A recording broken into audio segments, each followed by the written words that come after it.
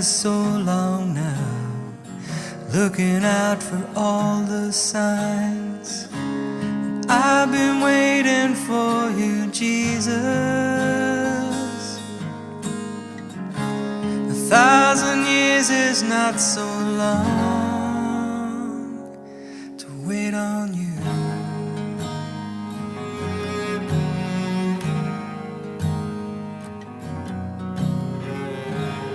When I was just a child, everything was gonna be alright. I had my faith in the end of time. I really felt that this hope was mine. But here I am, much older now, and still I'm waiting for you to appear. And even when the darkness falls, I will not be led by fear. I'll be waiting for you, Jesus. 1,000 years is not so long to wait on you.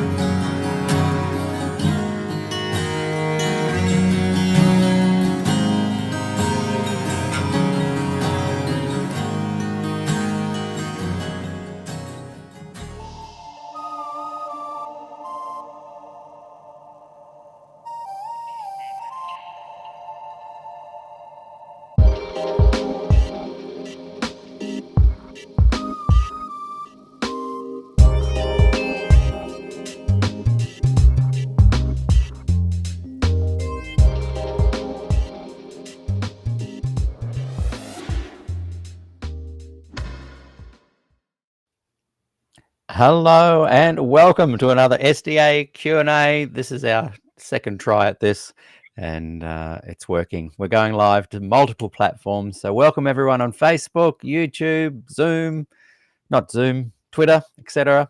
And we'll just recap everything we've done there, because a lot of people were watching on YouTube and don't want to recap the whole thing again.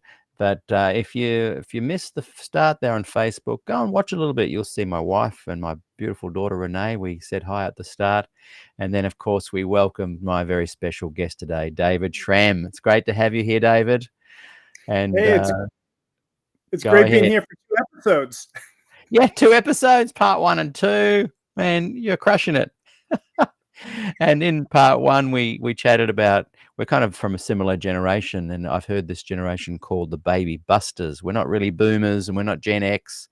We're kind of the ones there looking after the boomers as they head into retirement and old age, and we're the ones funding all the Gen X guys on their credit card lifestyles. So, yeah, thank you, everybody. You know, we love the job we do. Now, David is a musician, luthier. He makes guitars, and he's an Adventist ponderer. And I love that. I spent my life being an Adventist ponderer as well. And I think it's good to ask questions and ask why. I remember at age 7, I was encouraged by Dr. Magnuson, who was the president here at Avondale. It's now Avondale University, but it was Avondale College. And my dad was always encouraging me to think outside the box. And so we've called our program "Should I Stay or Should I Go?" And we referenced the Clash earlier, didn't we? Their great song "Should I Stay or Should I Go?" I'd love to play that, but we'd get some copyright strikes against us. Yeah. And that title, I just wanted to make clear to people, we're not suggesting that you're sitting here like a blank slate saying, should I be an Adventist or not? Tell me. We're not asking the audience to say stay or go. We're actually having an authentic discussion about your position. You're someone that's approaching 60, shall we say, and you've lived a lot of your life as an Adventist, and you're just saying, really, what are the pros and cons? Should I remain an Adventist? Should I leave? There's plenty of options open to you, but it's a question that we're suggesting that you're asking, and you're using your own God-given brain to do so. and it's a really authentic journey. It indicates that you're not a sheep just following along blindly. You're asking questions, and I think that's very admirable. And so I'm really glad to have you on the program today to discuss this. I pondered, should I stay or should I go? Probably in many ways since the 90s, early 90s. I didn't leave until I was 55-ish, 54. But I'm not saying people have to leave or people have to stay, but let's talk about it. So we're going to get those who want to learn a bit more about you to watch part 1, because we just discussed about your grandfather. He was born in 1870, was it? That's correct. And had your father in 1927, and your father was like, am I adopted? and growing up, his siblings were kind of old enough to be his parents. And I asked a couple of questions about that because I'm an older dad. I didn't have Renee till I was 50. And I hope that she, even as I get older and there's a bit more noticeable that I'm an older dad, I hope that her and I stay connected. And so let's begin part 2, looking at where, we chatted about your family, your history. Tell us a bit about how you became an Adventist, your early years. Okay. And then we'll explore some of the theology. And I would love people watching to comment, because we want you to share your journey. Some of you have pondered, should I stay or should I go? And you left. Some have pondered, should I stay or should I go? And you've stayed. Some of you are on the fence.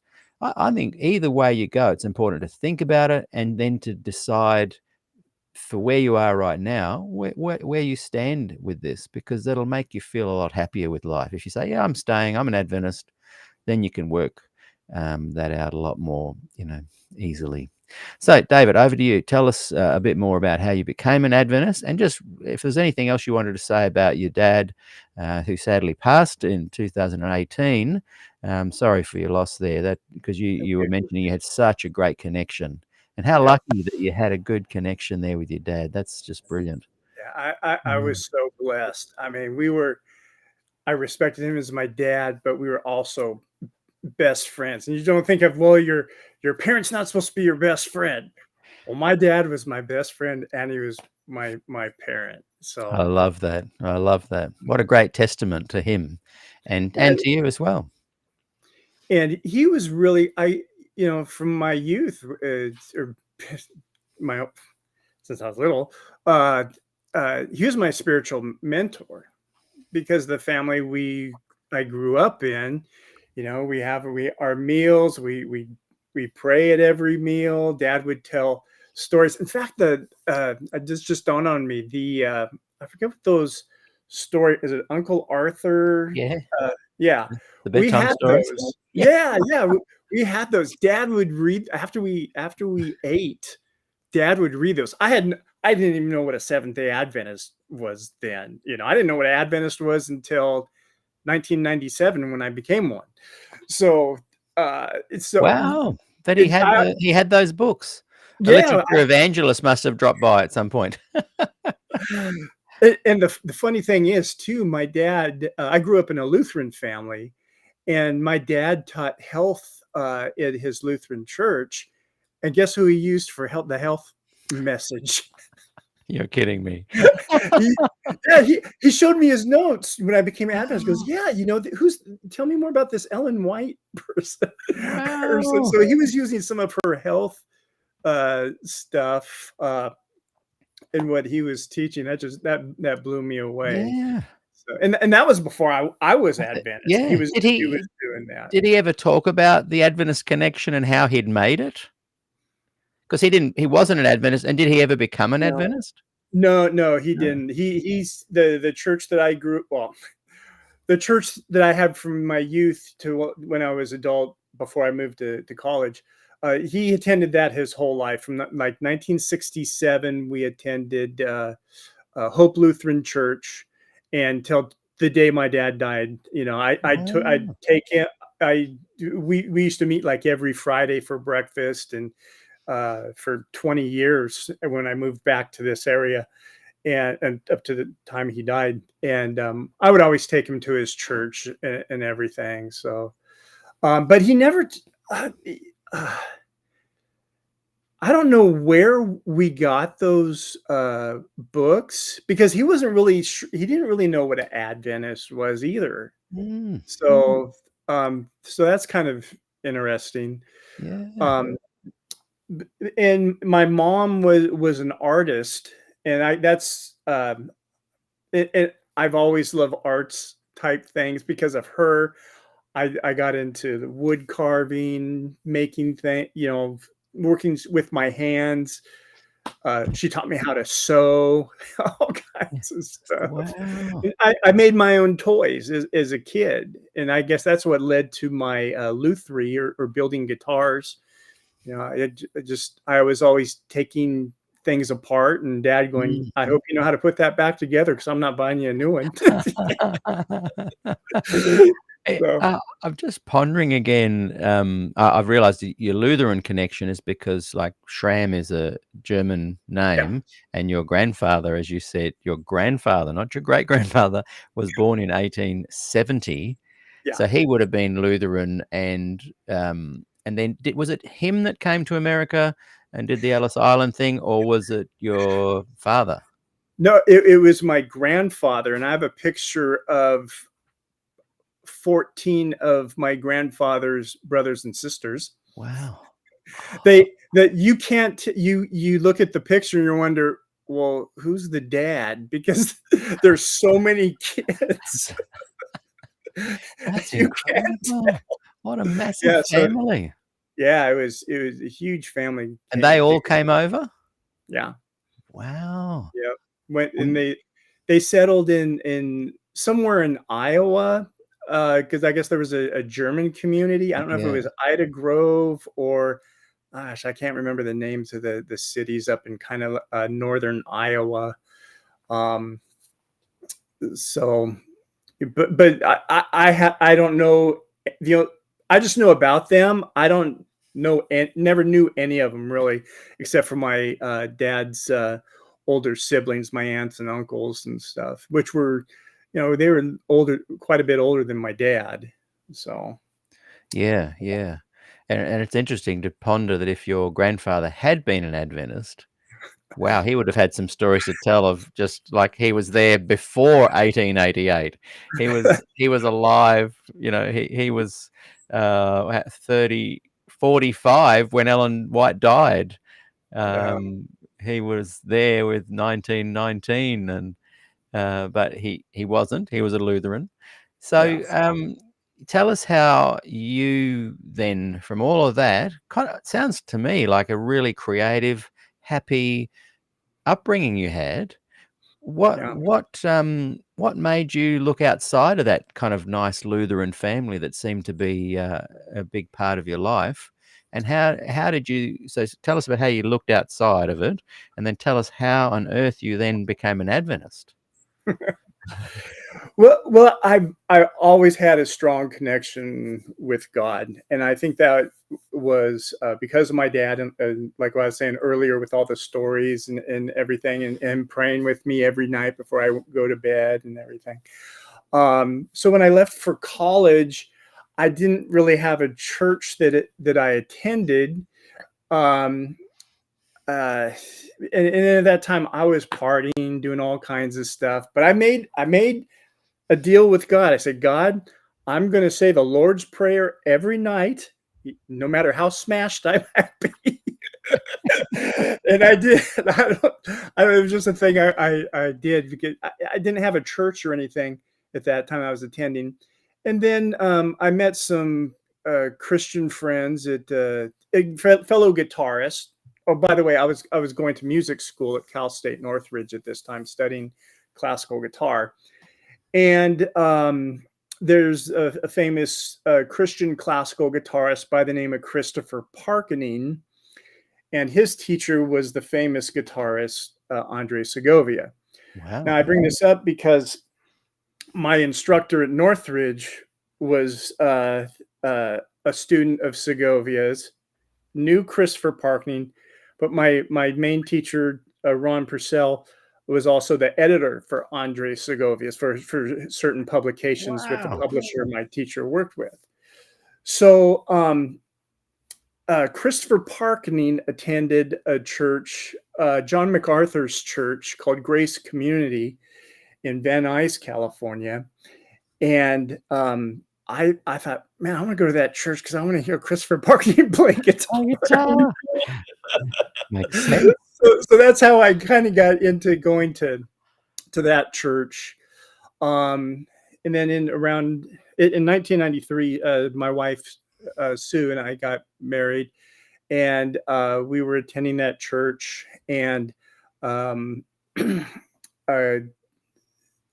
probably in a few years later, we had a child, but our child went through this program called, or we went through the program called Growing Kids God's Way through this church. Now, my wife was working. There's a point to all this. That's good. I'm enjoying it. My wife was working for Reebok at the time in Santa Monica, and we lived in a city called Sherman Oaks.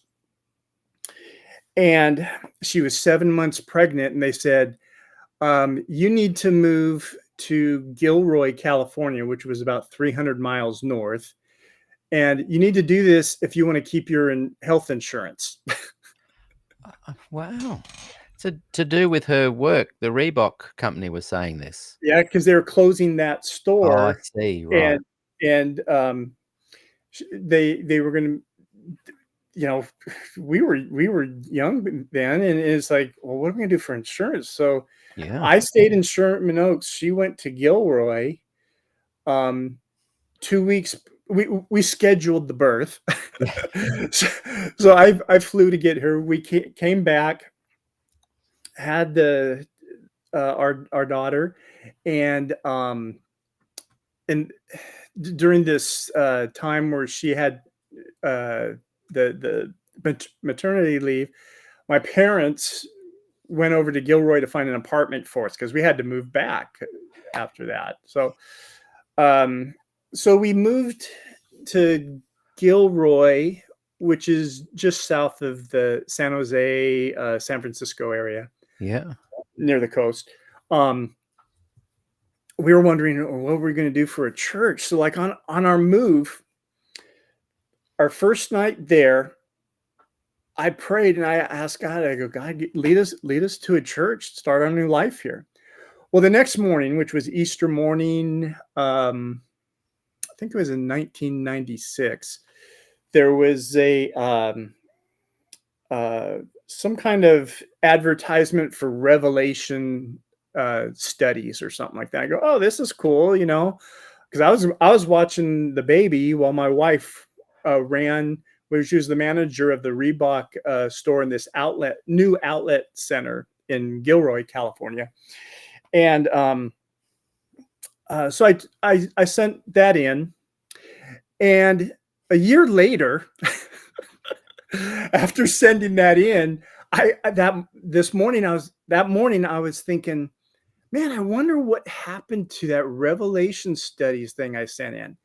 And in 10 minutes, knock on the door, and this guy goes, hi, do you remember? He held up the thing that I sent in. I go, yes, I know exactly why you're here. Come on inside. And he was just kind of like, what? And so so he started studying with me, and the first thing I said was, look, if you say anything contrary to the word of God, we are done. That's exactly what I said. I was up front with him. And he's like, okay. So we started studying, and he was showing me some interesting things in Revelation, what waters meant and all this other stuff that kind of wooed me. I was like, wow, that's pretty cool. I never saw that. And he asked if I wanted to study, and I said, sure. But I reminded him, if anything goes against the word of God, we're done. So anyway, that's how I went through those studies. I couldn't get them fast enough. He's like, well, we got to do one a week. I go, no, I can do one a day. He's like, no, we can't do that. but anyway, I talked him into doing it. So we'd gone through, I don't remember how many studies there were. And my wife was starting to participate in that with me and everything.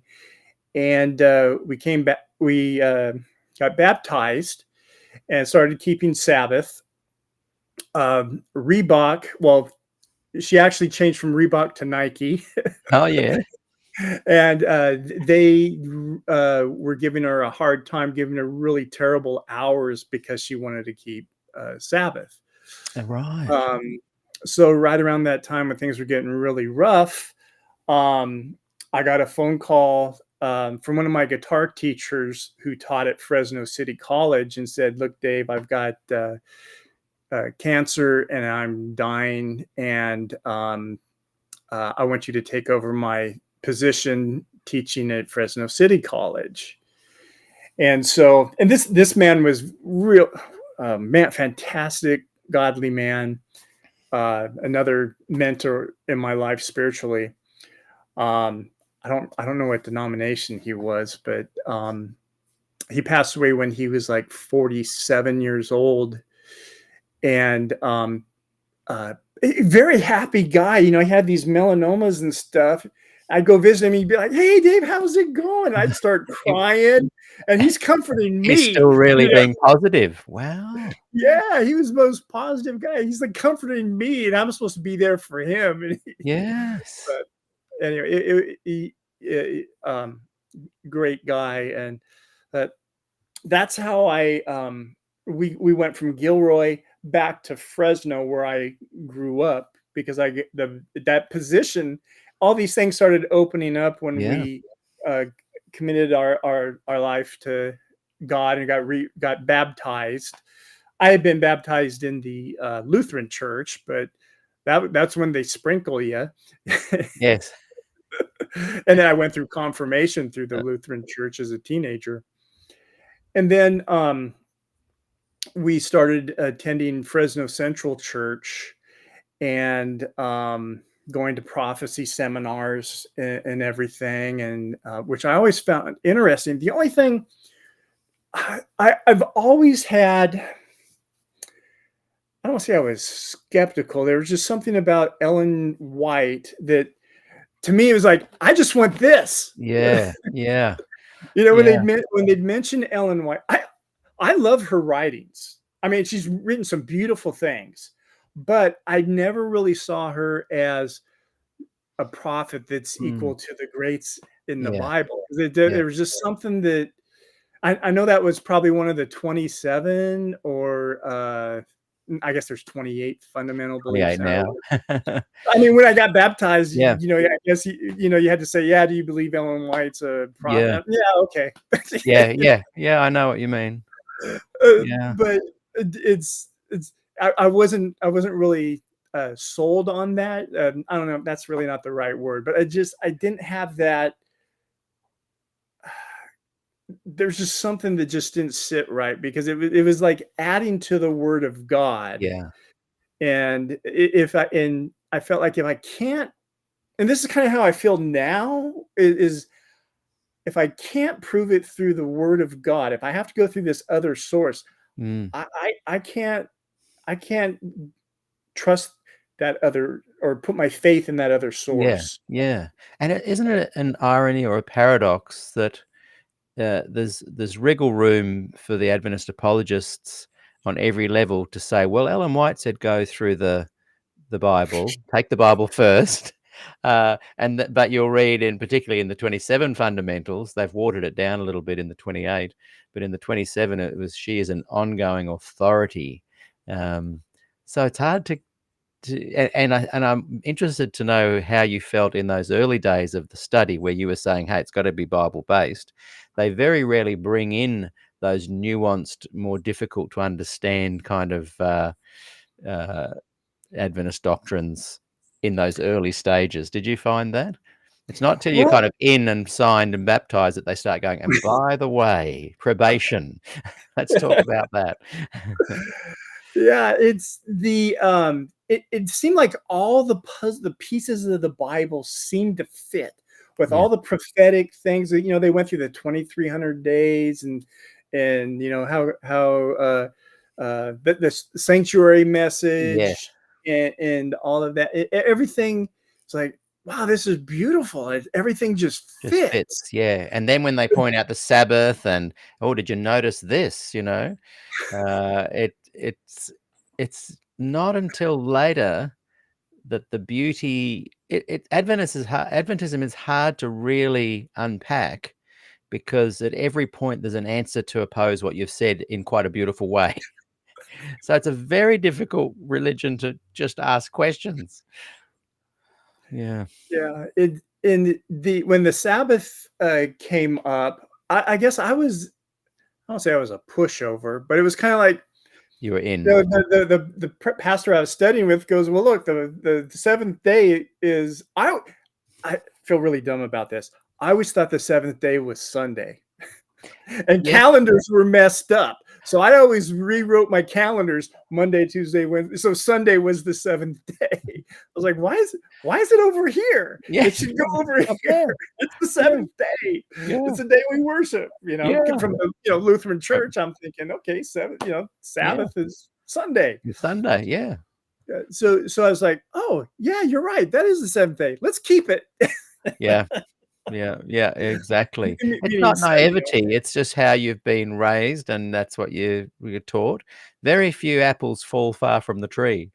And that's why I really respect your stance, because people that go, hang on a second, I'm going to take a second look at this, deserve a lot of respect. Because most people, I'm an Adventist because my parents were Adventists and their parents were Adventists, or and there's lots of Adventists that do think, like I noticed Stephen Beagles is watching, and he's got a great website called Gospel Adventism or Gospel Adventist, and he's someone that has really thought this stuff through, and he has chosen to be an Adventist and supports the fundamentals, and I respect him for that too, because he's gone through the process of thinking and using his brain and asking questions.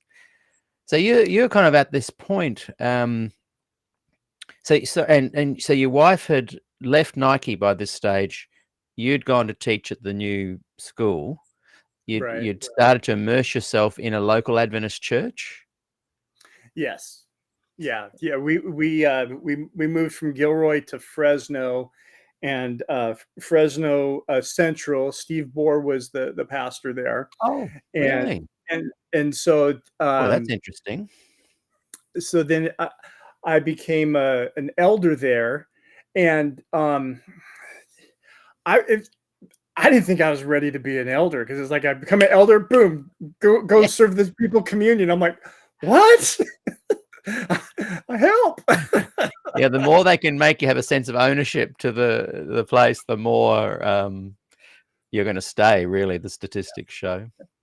But it was a very, well, it still is. It's a tight community, and there's wonderful like family togetherness. There's a good exactly. I love to eat, so potlucks were awesome. So yes, potluck lunch. Yeah, and haystacks. So yes. And do you know what? I've pondered this a lot recently. I genuinely think if people don't even have to think and stay if they want to. Like, I'm not trying to impose any belief claims or authority on people, or you should do this, or you're silly if you don't, because to be honest, like, I see a lot of happy Adventists in my area here, where they've got some great local churches, and they're all about community. They just want to hang out on Sabbath. They have their potluck lunch. They don't really think too deeply about some of the theological stuff, because sometimes that's not even important. People are called to love one another. They're called to help those in need. So yeah, I just don't want people to think that we're trying to say, oh, this is ridiculous. Or I genuinely think some of the theology is ridiculous, but that's okay. But on the other hand, I also think, but if it works for you, that's fine, because you do mention something there. That sense of family in a well-run local church can be very, very rewarding. But I think sometimes you also have to go, oh, but if it's based on a lie, what will I do then? And you mentioned earlier about Ellen White, and did you come to a point when in your questioning where you started to go, hang on a second, this is more than just a filter I'm looking through to the Bible. This is potentially a false prophet. So initially you were saying you didn't want to elevate her to the higher prophet realms. Did you, or have you come to the point where you've also gone, hang on a second, is this potentially a lie? Whether she believed it or not, doesn't matter. So tell us about that. Yeah, so that's kind of where I'm at right now, because it's it's interesting how it came about. So the I also teach guitar out of my home, and I had a guitar student, very spiritual man, and we have our lessons, and sometimes we end up talking about the Bible instead of having a guitar lesson. And so he was challenging me on some of my, or asked me like what I believed in everything. And then I thought, you know what? I've got to be able to back this up with the Bible. So it made me start to think, are these pillars of the Adventist church provable Yeah. through the Bible? And so it got me into deeper study. And it's not like I'm not trying to attack the Adventist or church or anything. I seek Jesus more than anything. I don't care. I just want it to be true. Whatever it is, however you get there, know the truth in Jesus, that's it. And I've been on this path with Adventism, but now God's put me in a spot where there's probably a reason why he's had me go through the Adventist church and seen different types of Adventism within Adventism.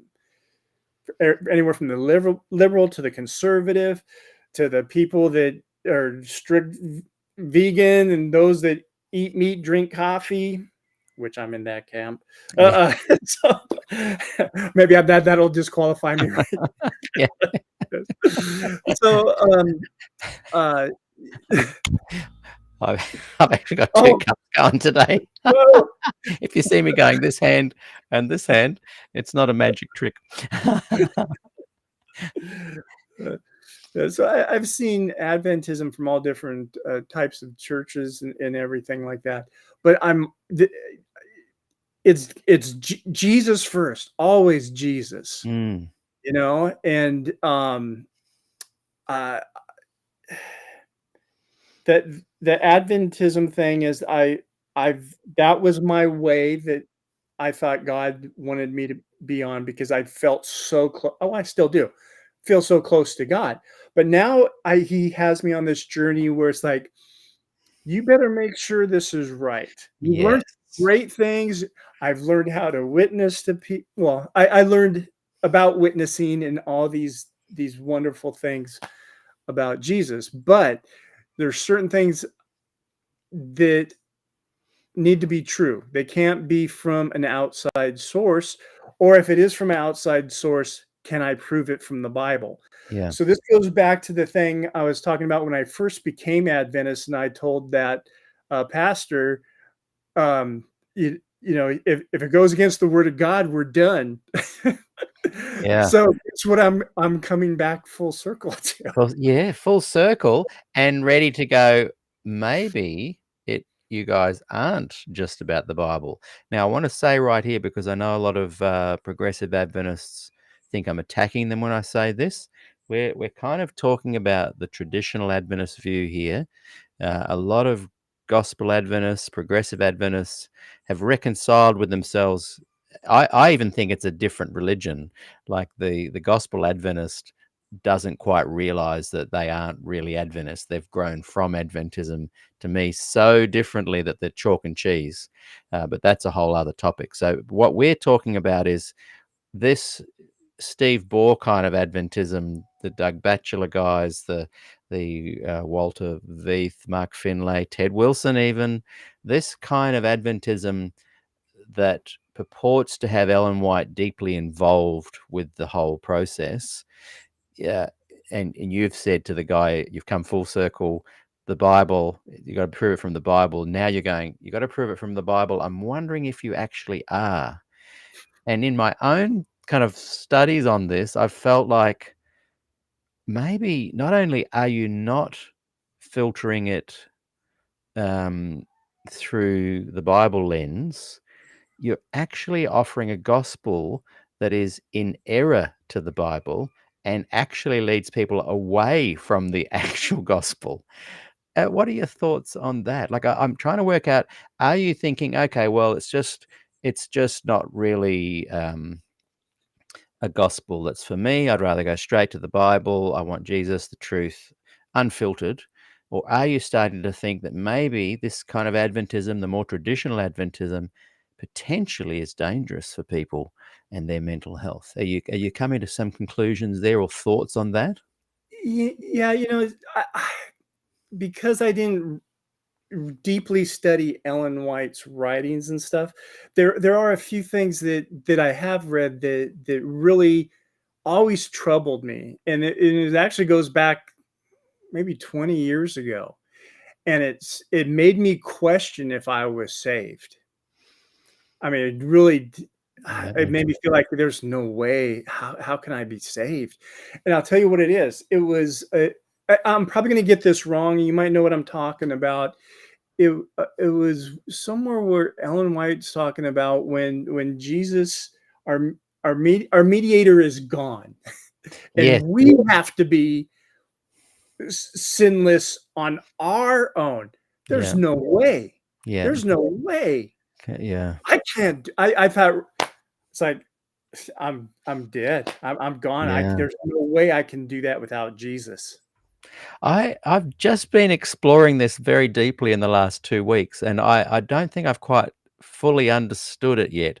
I spent a good 3 or 4 hours watching Dennis Priebe, and I was going to do a reaction video to it yesterday. Um, this concept of standing alone without a mediator, in the deep dive into probation, what it means is Jesus has already sealed those people. And so I think, well, if they've sealed those that are just, those that are not, whatever the Right. text is, um, I then think, well, why have this moment where you have to stand alone if you've already been um, sealed and saved and Jesus has fought on your behalf? Probation is closed. Now you stand alone for a short time. And what I haven't quite worked it out yet. I'm going to do a reaction video to it next week and have someone that knows this stuff better than me join me. But it seems to me the traditional Adventist view is that atonement began at the cross, wasn't finished at the cross. Dennis Priebe even says Jesus did a marvelous job kind of at the cross. I'm paraphrasing. He did use the word marvelous, but it wasn't finished. And the cross was to vindicate the cross was to show to the world, to the other worlds, that Jesus was able to live a sinless life. After probation and you're standing without a mediator, it's to show the devil, and it vindicates God's claim that humans can live sinless without a mediator. And so that group of people, so say you're one of those people that lives without the mediator, you're then proving to these other planets that humans can live sinless, but God's already saying that they definitely will because I've already sealed them. And so that's how the traditional Adventist says you don't have to fear it because you've already demonstrated to Jesus that you could live sinless before he removed his mediation. I know that sounds complicated, but that's kind of the point. Adventism, just to justify 1844 and Jesus not coming back, has had to reverse engineer this really crazy kind of system to make it seem biblical. And yeah, so as you're sitting there thinking, I can't stand without a mediator, Priebe was then saying that when you get to heaven, and Ellen White confirms this, and he read some of her comments from Great Controversy, is that we will still have the freedom of choice to sin in heaven, but because we've been able to prove that we can survive without sin on earth, we'll be able to maintain that kind of journey. And I just think it's as John Rosier said in an interview I did with him, not only is it not the gospel, it is anti-gospel.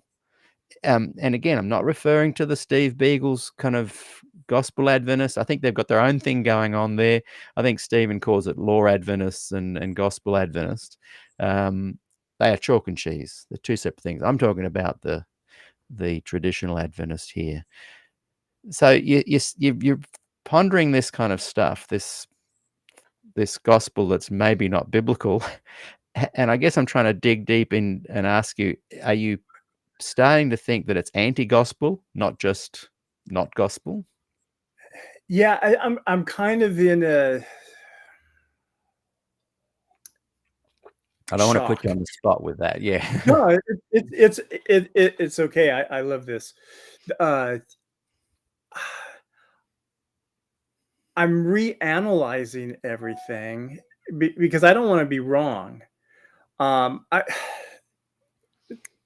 Again, it just goes to like just being after Jesus and the Bible, Yeah. Bible only. But it's confused because I in a way I feel like I've been deceived. Is this really a lie? I know.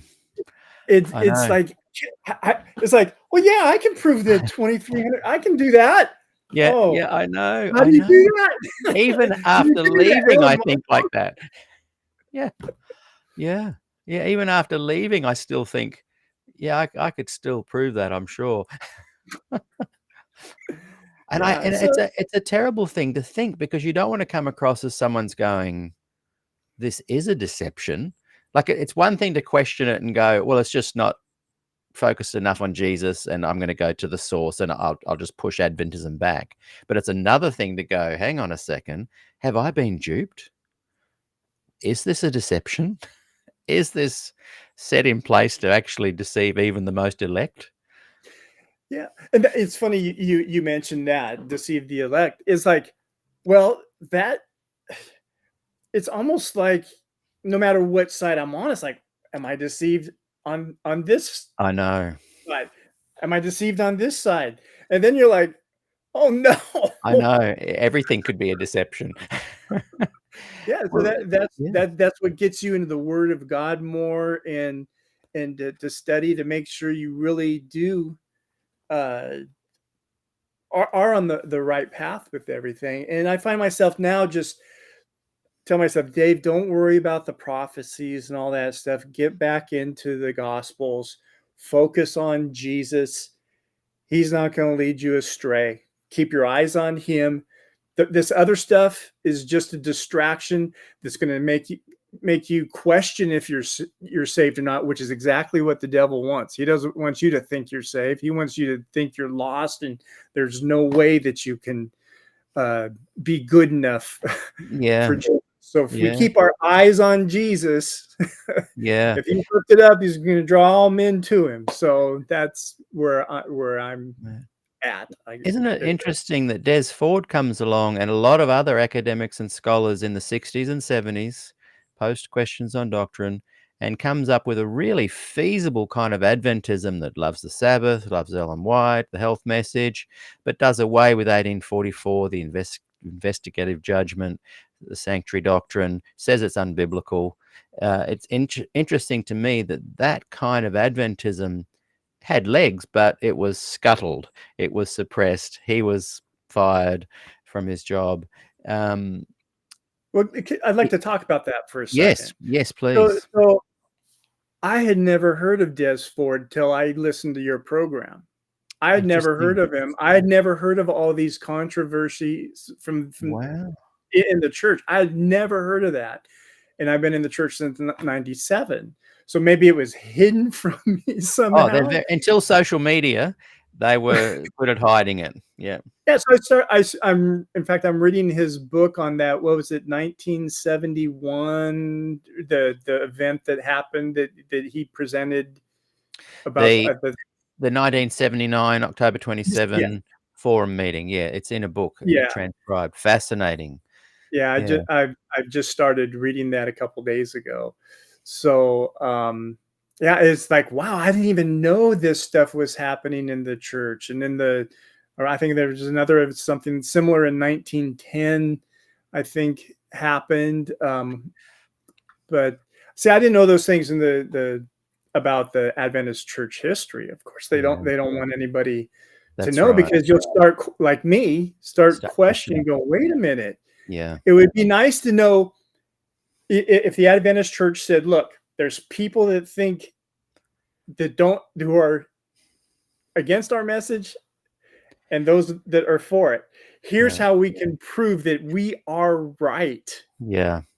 I mean, Yeah. if the Adventist church could use the Bible and the Bible only and proved me that way without having other writings to expand the Bible, I know. Did I'm all in. I keep forgetting, and I the name of it, what it was called, and I think the church wants me to forget, and I need to keep remembering, and those watching, remind me. But there was a point, and I was just talking about this the other day. I hate that my memory goes like this. I call it muso brain. Do you ever have that? Oh yeah, oh yeah. But did you know that there was this committee put together, I believe in the early 60s, where people were saying, look, can we prove the sanctuary doctrine, 1844, the investigative judgment, from the Bible alone? So this committee was pulled together. I can't remember how many years they met. At the end of it, they could not conclude and they could not demonstrate with the Bible alone that the investigative judgment, the sanctuary doctrine, 1844, can be proved by the Bible alone. They couldn't do it. Now, have you heard about that conference, that committee? It, Only in that just recently from in us reading talking Douglas' about it, book. yeah, and Yeah. and I just think that particular point in history, I'm ashamed that I can say, 1980 Glacier View, 1979 October 27, the forum meeting where Des fought. I can 1919 57 Question of the Doctrine, 1888, all this stuff. I can just bang, bang, bang go to it. But it seems to me this particular committee is almost ground zero for going, well, you've just proved to yourselves that you can't prove it, and needs to be dug into more. I'd love to do a full interview with someone on just that. So someone in the comments, just write to me again. I know Gillian Ford is very clear on it, and I just spoke to someone just recently who's very clear on it. It'll all come back to me. But anyway, the idea is this is something we should talk about. If the church put a committee together, admitted they couldn't prove the sanctuary doctrine from the Bible alone, and then the minutes were not kept, it was just pushed down. To me, that's explosive. That's like, hang on a second, you're admitting yourselves that you can't prove it. What do you think about that kind of stuff that's just that you're suddenly kind of coming across? Well, I think that is. I think there's a lot of people in the church that have no idea, like me. Like I was in it. I was an elder. I didn't even know. and I would love for the Adventist church to have a reset, saying, okay, Yeah. let's reset. And the only way we can reset is if we can prove everything through the Bible. If Yeah. we can't, But isn't that interesting that in the early 60s, they did that?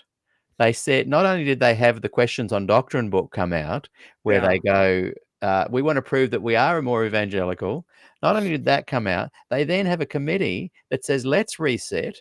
Let's see if we can prove it. They get all these scholars and academics and theologians and administrators, an amazing committee. And they admit after, I think, several years that they can't do it. So Adventism to me, and I noticed this as I was growing up, tends to loop. And they come across, all of a sudden, people go, oh, I didn't know about this. And then it disappears. And then a little while later, oh, I didn't know about this. And the administrators and the apologists all come up and make their stance.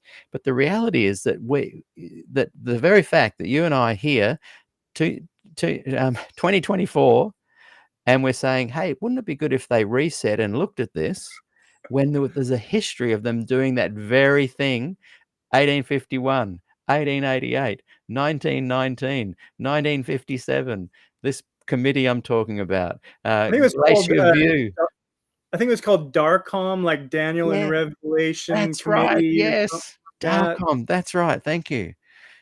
So, yeah, I'm going to do a whole interview with someone on Darcom, just to bring it to people's attention that we have been here before, and the culmination of Darcom was Glacier View, where it was conclusively demonstrated that anyone that questions Ellen White is out. And I can't think of anything since 1980, 44 years later, where Adventists have done anything seriously to address this. They've just wheeled out apologists.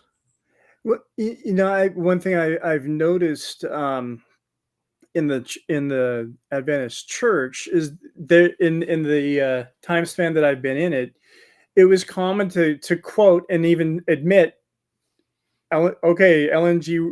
White wrote blah blah blah, whatever, and then it became her new name was my favorite author. I know. I It's like, know. well, my favorite author. Well, who's Yeah. that? Oh, they're talking about Ellen White, but why aren't they saying Ellen White anymore? I It's like, know. well, because the new people, it's like they start hearing Ellen White, go, Ellen White, who's this? What, you guys have a prophet? What's going on? Mm, So that's what it seemed like 100%. what was going on. Do you recall when that guy came to your door and you went into Bible studies with him? Did he raise Ellen White early on? Because often they don't. That's a good question. I somewhere I have the studies that I did in a little folder. They were like, I think they may have even been old, like amazing facts ones from the mid 1990s. Yeah.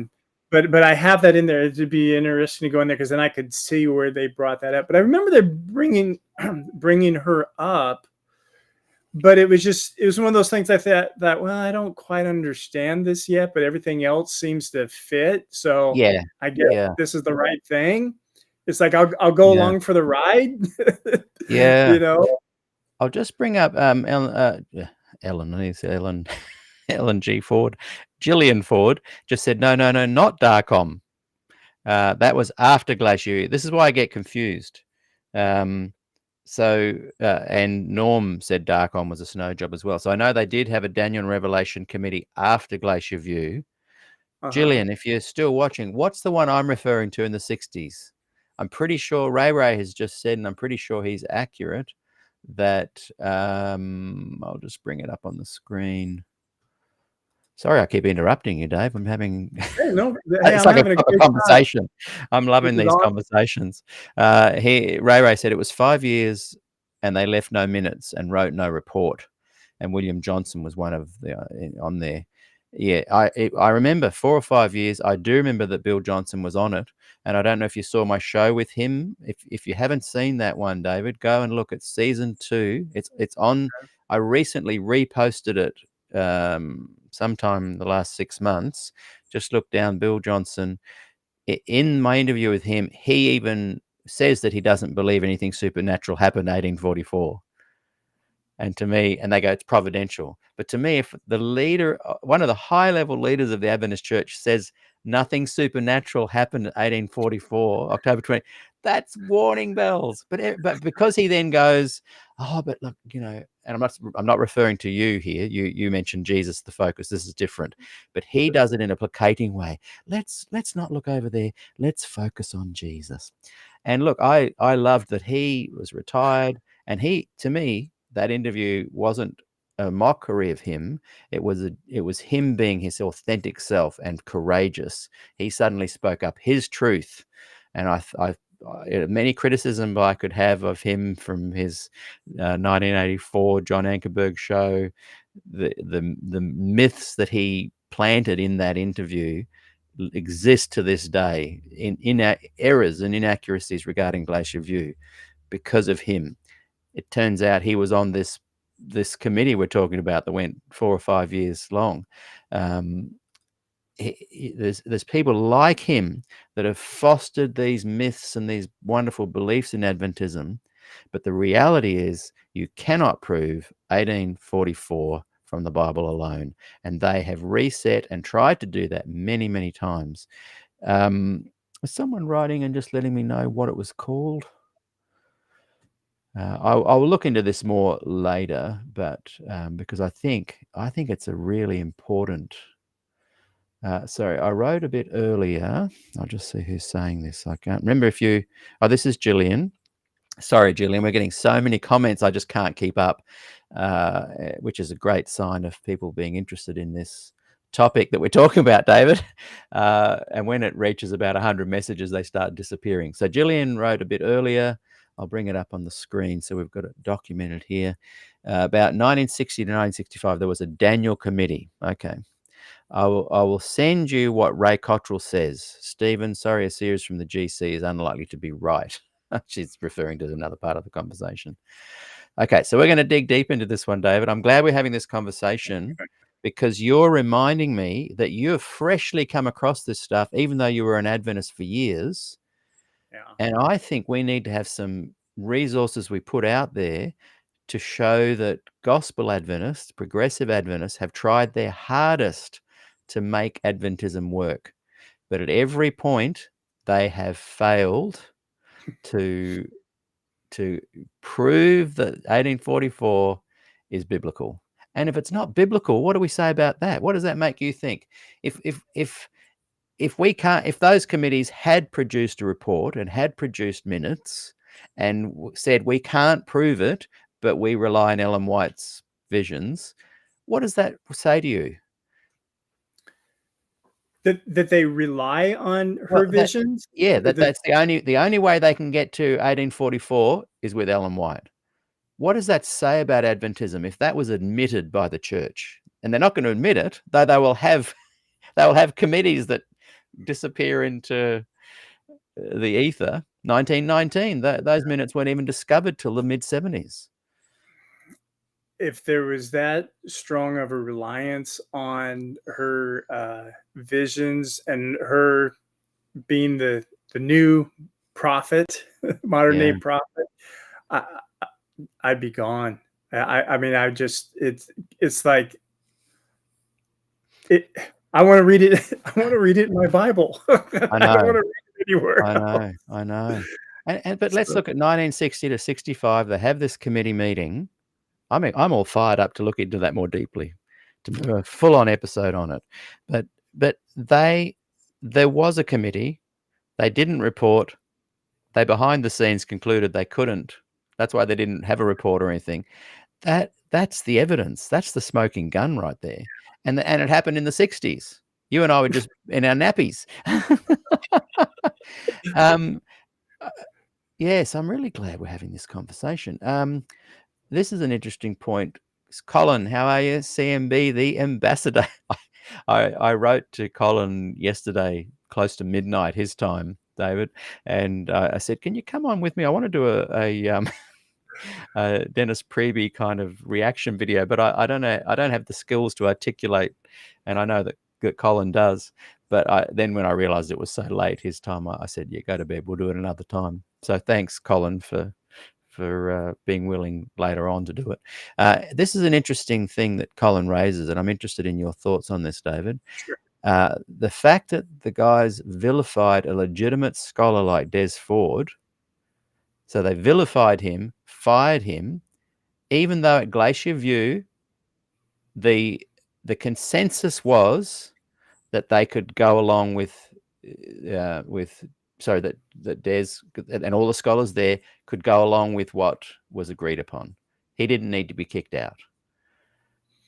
We then have the kangaroo court that happened the next day. But he was suppressed, vilified for questioning Ellen White. And yet today, they prop up people like Doug Batchelor as the voice of reason in this community. That's very telling, says Colin, and that's so true. Well, I don't think I think as Adventists, we should be open to the study to know, is this true? Is she really truly a prophet? Oh, I know. The Adventists, of course she is, Yeah. So I'm the heretic because I'm questioning it. Yeah. It's because I don't have a 100% certainty that she is. You know, I believe she loved Jesus. The visions and stuff that just to my mind, that just there's just something that I can't accept as that as being on par with the Bible. Mm. And if I think as Adventist, when I say Adventist, I mean the Adventist culture needs to examine that with an open mind, not vilifying people, because I'm sure I don't know Des Ford. I've just started reading his books. I've seen some of the stuff that I think you did. He was at your house or something one time, and he said some beautiful stuff. I was like, Mm. man, this is a man of I God. went to his house and did a full afternoon of interviews that was divided into 3 parts and is only available on SDAQ&A Season 1 podcast platforms, not on SDA here on Facebook or YouTube. So I'm just throwing that in there. If you want to listen to it, amazing. It was like incredible to be sitting this far from him and Jillian just over there. Whoa, blew my mind. So all of this stuff I'm talking about, this is all in like the last 30 days or whatever. Incredible. This is why it's such a fascinating conversation, because you're someone that's going, hang on, what's going on? Well, And I think it may have started like when you had was it Brian Newman on your show? yes, Or fellow yeah, musician. yeah, because the White we hosted him for we drove him around up to Yosemite and stuff when he did a seminar over the weekend up in a place called Camp Amazing. Wawonga. And because we had the connection of music and stuff, Yeah. and you And know, he was fully Adventist then. I yeah, mean, he was high up in was it Amazing amazing Fact? discoveries. Amazing Yeah. Discoveries, that's right.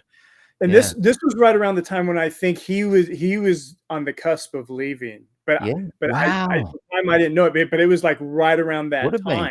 Yeah. And I think it was like within a year or two later. That's it just shocked me because I was like being a musician, and I'd been to several of his seminars, and I thought, man, I really love the worldly music. Am I a sinner because I want to play my electric guitars, or I can only create music without any backbeats, or you Yeah. know, No it was E7 sharp 9. too dissonant. Yeah, Can't too have dissonant, that. can't have that. I think that, for those of us that are musicians, we have an ability to question stuff, that a lot of people we kind of live in a bit of a fluid mind and a fluid sense of creativity, and that means that we do often question things, you know, and yet music is so structured as well. It's a funny yeah. Um, and again, the comments are going fast. That's great. I love it. Please put your name in if you're writing from Facebook. I think this is Stephen Beagles. He's pointing out there that we all stand before the judgment seat of Christ. And I'm not saying that the Bible doesn't teach that. I'm saying that that the 1844 Gospel edition, it kind of distorts that. And what we were saying before, if so instead of saying, can they prove it? Let's prove it. If they've had committees that can't prove it, how does that make you feel? If Adventist scholars, academics, people from Des Ford to even Bill Johnson, who eventually, after retiring, admits that 1844 can't be proven from the Bible, what does that say to someone that's pondering whether to be an Adventist or not? If it cannot be proven from the Bible, it's established. It's not like the jury is out. Yeah, that's interesting. It's kind of like game over. Yeah, yeah, But and then I mean, for me, it's kind of like, wow, this yeah. was a fun ride. I guess this is over. You know, it's so. I mean, I don't know how you left or anything, but it's just kind of like it's almost like you feel like you've been betrayed. Yeah, And it's not that you still love I love the people and yeah, everything. I'm just like, hey, people, are we really following the Bible and doing the right thing Yeah. here? Because if we're not, we got a problem. We need to Yeah. fix it. It's not like, oh, if you say that, oh, we're gonna now you have all this hate on you. It's like, no, I'm not trying to hurt anybody or anything. I want to know truth. Can we just be Yeah. led to truth Yeah. and be one body that's exploring to ask the Mhm. question, is this truth? Yeah. Because if it's not, we're in trouble. I If we're deceived, I I don't think want I think that's very profound. That is this truth. The apologists are good at setting us up to continue questioning. That's almost like they're allowing us to question, to keep asking, is this truth? When in the early 60s, that committee met and could not prove it from the Bible alone. So it makes me think, I don't even need to ask, is this truth? It is not. Yeah.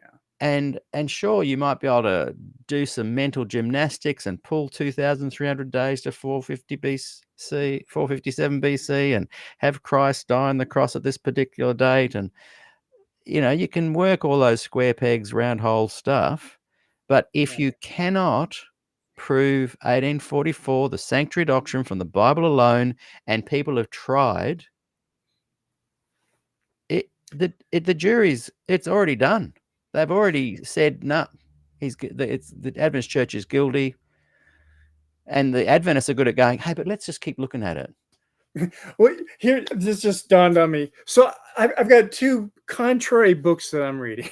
Yes. When I say that, one is a book written by an Adventist who says, like, hey, if we can't prove 1844,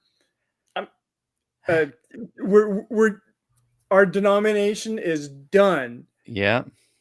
And so I'm reading that one. Of course, it's going to say, yeah, 1844 is correct. Yeah. And then I'm reading the Desmond Ford 1979 at the same time. And it's just like, that's mind blowing.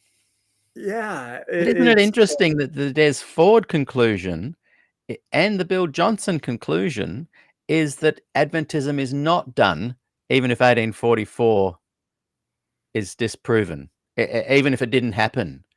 Yeah.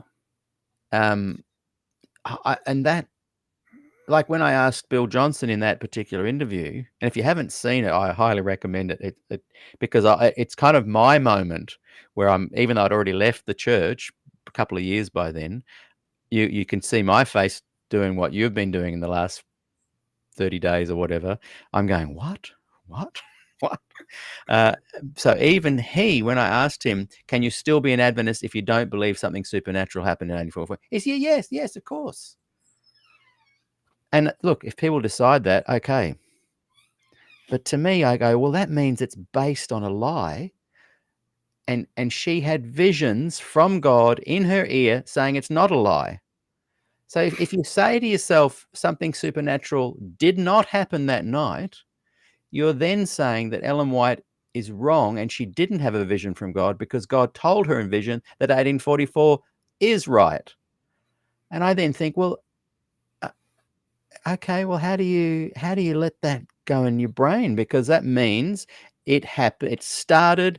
1844 is a lie, and you might like potluck. You might like your Adventist friends and family. You might like music. You might like all the connections you have, but you have to admit that was a lie. And then what you do with that lie is up to the individual. Yeah. It's like, I can't think of one instance in the Bible where the prophet was wrong. I mean, a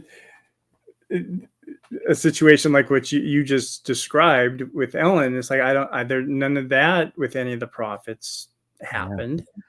And that's the birth of this movement, Seventh-day Adventism, even though it began 1863 officially. That is the birth of this movement. And whatever you do with it, if you establish that nothing happened that night supernaturally, You can go on to make Adventism a better thing, but you have to admit that it was established on a lie. And then what do you do with that? Yeah, that's the point where right now I'm like, well, should I stay or should I go? That's the topic of conversation. Because if I don't know, I must have early on just totally accepted that, or going to all the prophecy seminars, they usually last like 3 weeks or Yeah, whatever, and it's like, yeah, everything fits like every puzzle piece fits perfectly. I know. And so that's where it's troubling for me now, because it's, am am I wavering? I don't feel like I'm wavering in my faith. I'm just questioning where I've been since 1997. Mm, And with what I'm learning now, like just the past month or so, it's like God is opening up this new doorway, or a new path, maybe to like say, okay, it's like he's saying to me, okay, David, I want you to check out the Adventist church. And from this other perspective, and that other perspective is proving everything Ellen White says by the Bible. And I'm having a hard time doing that. mm, And like I said earlier, I enjoy reading her writings. The way that she's written about Jesus and everything, I think, is beautiful. And there's mm, some things that are just kind of like, well, this is kind of mm. interesting. Isn't it interesting that you came from a Lutheran background? Why can't we view Ellen like you would have viewed Luther? He was definitely flawed in a deep way. He didn't claim to have prophetic messages in his ear from God, but he was inspirational. He changed the landscape of the whole Christian movement. So, but you're not sitting there having any, well, I don't have to defend him or put him down or anything. This is what Right. happened, and it was a good thing. Isn't it interesting that the worm that gets in our ear with Ellen White, we feel almost guilty. Should we be examining her? And people attack us if we're asking questions. How dare you? Isn't it an interesting landscape that we find ourselves in? Even though I've left, here I am, SDAQ&A, talking to Adventists every week, 3 times a week. I can see the landscape. Isn't it a fascinating one? And I'll just bring up quickly. I thought that Arthur and Teresa Beam, I'll just bring this up. Unfortunately, there are so many threads within the Adventist tapestry that if you pull the entire cloth, unravels, and 1844 is one of them. The entire system collapses. But here we are, and we mentioned this early 60s committee that couldn't, they're academics and scholars, and pastors, theologians, they couldn't prove 1844 Bible alone. And yet here we find ourselves, and Arthur or Teresa, or Arthur and Teresa, said that if you pull that thread, the whole tapestry unravels.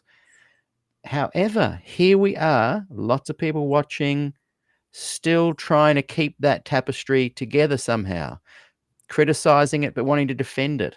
What is this cognitive dissonance we find ourselves in? What is that? What's going on, do you think? And I love talking to you about it, because you're going through this right now. This is real time. This is not you talking about something that happened to you. This is Right. happening to you. Yeah, it's I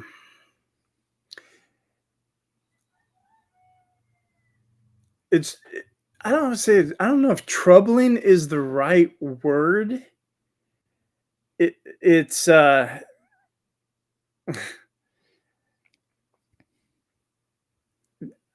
well, I think the way that I'm dealing with it is just going back and just like, you know what? I just need to go through the Gospels, go through that. I'd not even worry about any of the Ellen White stuff. Don't read something and go, "Oh, I wonder what Ellen White said about this," you know, and Interesting. her expansion of whatever you just read, where there was Acts of the Apostles or whatever. Or there's beautiful stories that she wrote in Acts of the Apostles. It's like, I wow, the know. apostles did that. Where's that in the Bible? Because that's really cool. You know? She used a lot of artistic license there, or at least her editors did. A lot of the beauty that I've discovered in her writings is not what you find in her notes that were kind of put together. It was and the stuff she copied. It was how Marion Davis and Fanny Bolton and others then pieced it together and wrote it in a beautiful way. They were more than just editors. Someone gave me a couple of days ago. When was Steps to Christ written?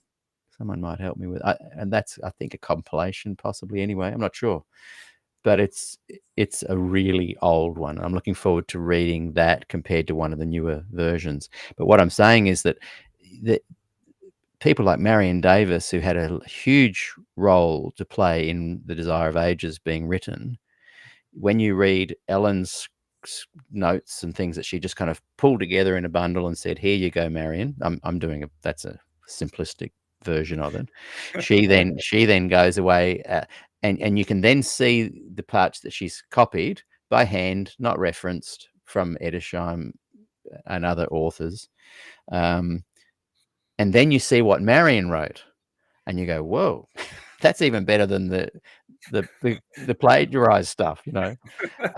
So I often ponder, wow, when I think, oh, that lovely thing that Ellen wrote in Desire of Ages, or I'll say to myself, she wrote some beautiful things. I often think, well, actually, I think that was probably Marion Davis that did that. But Ellen was powerful. She must have had huge charisma. If it wasn't for her, the Adventist Church would not exist to this today. That's she was a powerful. So there's elements of her that I think are amazing. But this connection that Luther didn't claim that she did, that she was a special messenger. She doesn't claim to be a prophet, okay, but that mantle is placed upon her. She has the spirit of prophecy. There's a remnant church keeping these special last day, keeping the commandments. You know, Jesus is just around the corner. There's so much drama going on that you feel like, boy, I better not, I can't pull it apart too much. But then when you do, it just unravels. So the big question I want to ask you is, what do you have to lose if you made a public statement that you are no longer a Seventh-day Adventist? If you came to that conclusion.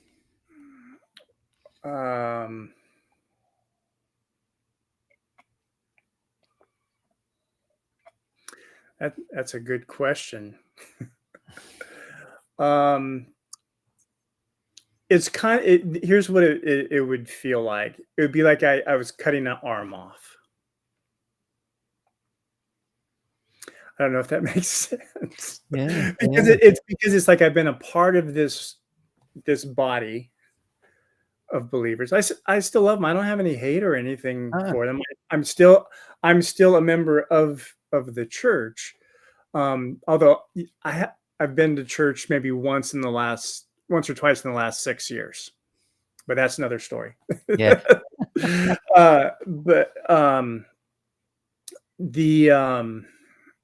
But okay, with what I just said, I haven't fallen away from faith or anything. I have a strong relationship with Jesus. I never left Jesus. I just wasn't attending church. There were some things that happened that I don't need to talk about here. Mm-hmm. But unpack that a bit more. You said that you would feel like your arm has been amputated.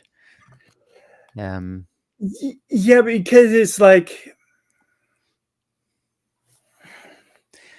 because that would indicate that what's been chopped off is real and a living part of you. yeah. But if you've established that it is false and based on a lie, it would almost be like a tumor being removed, not an arm. Yeah.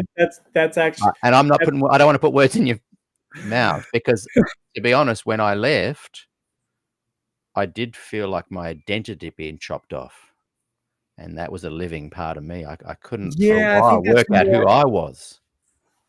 I think that's more of like how I'm feeling, because it's just it's a weird place that I'm at, and Yeah, I think you understand from what 100%. you've Yeah, been saying, because it's like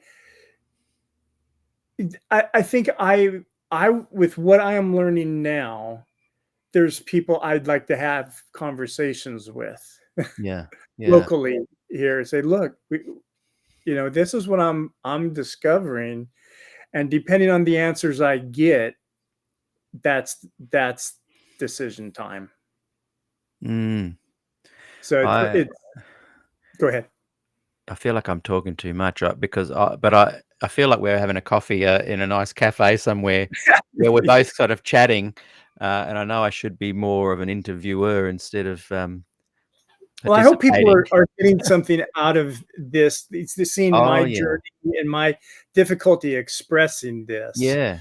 It's not about judging the church or anything, No, or anybody. It's about a journey that I happen to be on with Christ, that maybe others can relate to, and it's all about it. I'm sure everyone here wants a deeper relationship with Jesus, and that's the only thing that matters. and I'll just bring up Teresa. She's, I know what that feels like, David Schramm. I felt the pain when I left too. It hits your identity, and and and I guess I'm sharing some of my stuff because I think I know exactly how you feel, and I know what's around the corner if you do make a decision to leave as well. And I think one of the things I like about having these discussions on the program is just to support people emotionally, at whatever stage they are. Support them if they're an Adventist still. There's a community within SDAQ&A that knows what you're going through, and I kind of, in some ways, I'm verbalizing in some ways what they think. When I So when I was watching the Antonio no vote, the women's ordination thing, I don't know if you look much into the politics of that whole thing or not, but um, Ellen White set up the unions so that each part of the world could monitor and relate and make their own sort of rules for their subcultures on the ground where they were all around the world, which is a really great thing to do. I think, wow, good on you, Ellen. That's a really, really interesting way to run things, and a good thing. A lot of people could learn from that. But the GC said, no one around the world can make this decision. Women are not to be ordinated, ordination is not to be made available to women. And as I'm watching this vote go through, as in the no vote, no, they're contradicting Ellen. People should have been, people, for example, here in Australia, wanted women to be ordained. Under Ellen White's idea, yeah, the SPD here, the union here could have gone, yeah, we're going to ordain you. Fine if you don't do it over here in this other part of the world, that's fine. The GC took away that right, pushed unity through uniformity. So anyway, long story, I'm sitting there with Renee. You saw her, and if people go back and watch part 1, you'll see Renee. We had computer technical difficulties, so we rebooted. Part 2 is what you're watching now. She was on my lap, I think 18 months old, and I'm thinking, whoa, hang on. This church not only has deceived me with some things about the sanctuary, I believe, they're suppressing women just because of gender. And I've got a point to this long story, is as I'm holding her, in fact, I videoed it. It's one of the early, if you go through the YouTube channel, you can find my holding her and then videoing what my response, very short, 30 seconds. I then, in my mind, thought, I can't put my name to this anymore. Mhm. And then I found myself saying to a friend a few days later, by my next birthday, I will not be a Seventh-day Adventist. Hmm. So I was like, whoa, hang on. I've stepped aside from all the years and decades of what you're going through now. Decades of, you know, Bob Brinsmead, 1844 re-examined. Oh, Des Ford here. Oh, look, decade, staying in the church. I heard myself say this to my friend, and then that Friday night comes. The next Monday is my birthday, and I go, whoa, what am I going to do? I've said I'm not going to be an Adventist. What does that mean? And then I write this post. This is my last Sabbath as a Seventh-day Adventist, and that's nearly 8 years ago. And everything kind of flew from that. But I didn't realize that I would be chopping off my arm in the sense of my identity. I chopped off Yeah. my identity. And so I guess what I'm saying to you with that very long story Good story. is there are people here who know what you're feeling. They know that whatever you decide. So say if you decided to leave, and there's no one's telling you you have to do that. But if you did, there's people who go, hey, talk to me if you need it, because you are going to feel some stuff going on that you didn't expect to feel. But there is life after leaving Adventism, and Teresa and Arthur have written a great book called "It's Okay Not to Be Adventist."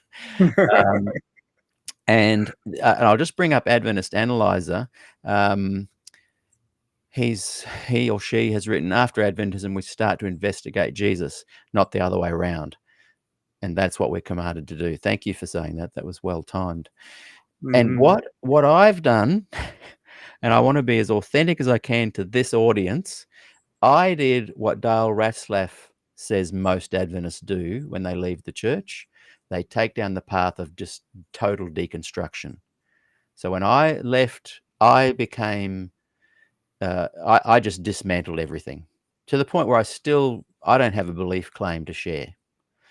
But what I did as I slowly began to reconstruct is I began looking at the 4 Gospels alone, and I took away supernatural Jesus. I just wanted to get to know Jesus from the allegories, from the parables, from the stories.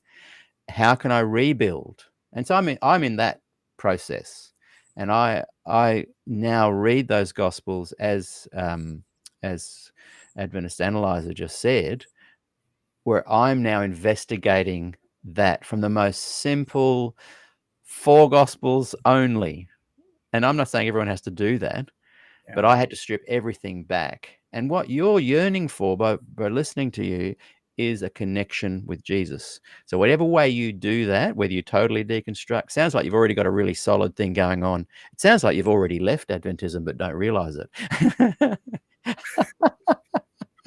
And perhaps do realize it, but now it's coming into, it's becoming, it's being manifested in the real world, not just your mind. And I guess essentially what I'm saying, again with another long spiel, is that I've really been pleased to find people within this community that go, yeah, we know what you've been through. You can still talk to Adventists. You can still have Adventists as friends. You can still go to potluck if you want. But there's people that can support whatever decision you make. And Yeah. what do you think of that big rant I just made? Well, it's nice to hear the journey that you were on. So are you saying that now you're in that stage where you're reading the 4 Gospels? Yeah. So what happened? I'd say so. After I left, my father, who I also have a good connection with, like you said you did with yours, he Awesome. came over on the Sunday. So I write, this is my last Sabbath as an Adventist, and on Facebook it was I didn't expect it to be, but there was a lot of comments on there, hate, love, all sorts of stuff. And he came over, put his hand on my shoulder and said, son, you've done the right thing. And that was enough for me. That was like good. And I got a lump in my throat, and we had a hug, and it was just a beautiful moment where I thought, this guy accepts me as I am, no matter what. And so that freed me up to go, well, I just kind of entered into this new world. I took my name off the roll officially, and I then began to dissemble everything, and everything dispersed to the point of, I would say, I became very agnostic. And I just want to say this to be honest with everyone that's watching. I can't control in many ways how things happen to me, but I then went, okay, I want to rebuild. And so what you see here is someone that's still rebuilding. But I found that the rebuilding process for me was go back to the four gospels. If you can't teach the gospel from the four gospels, something's wrong. So yeah, great. Go and study Paul and Daniel and Revelation. Everything else, I'm not saying don't. I'm saying for me, my rebuilding process, and I haven't come across anyone else that's done this. I'm not saying it's special. It's just my path. And I found a lot of joy in doing that, because I went, oh, that makes so much sense now. I'm not thinking through Ellen White's lens. I'm not thinking through judgment, 1844. I'm not thinking through salvation assurance even. I'm going, what did Jesus say? What is the gospel? And that was a beautiful, and has been, and it's an ongoing process for me. So you brought up the way you stated something there, where like seeing I think you said something like seeing the Bible through Ellen White's lens or something like that. I was able to remove. How you were removing that. Yeah. See, so me at this stage, when I'm reading, I'm questioning, going, am I seeing this through the lens of Ellen White, or am I seeing this the way that God wants me to really truly see it? So I have to ask myself those questions. Is like, oh, am I believing this because that's what I've been taught? Yeah. for the past, and not even really questioning it, just thinking, okay, oh, these guys are smarter than me, so yeah, must be it sounds like a good explanation for whatever passage or whatever I'm reading. Then I find out, oh, well, they believe they're explaining that because they got it from Ellen White. It's like, oh wait, well, that's cheating. Yeah. Like you sound like for a good period of time that you've got a very good relationship with Jesus, and a good relationship with understanding the gospel, and a joy of reading the complete work. I've just gone to the four gospels, but that doesn't mean I'm going to end it there. That's just where I'm at now. Tell me a little bit about that warm experience you have with the gospel. That is not about the questioning of Ellen White or any of that. Tell me about this part of you that is working effectively. What does that mean to you, and what does that look like in a daily practice? Yeah, it's seeing the love that Jesus has for me.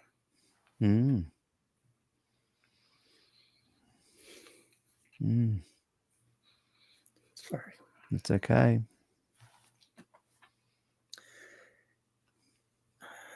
And not seeing it through how the church or how Ellen White might say how I'm supposed to feel or things I'm supposed to do. It's like just Jesus.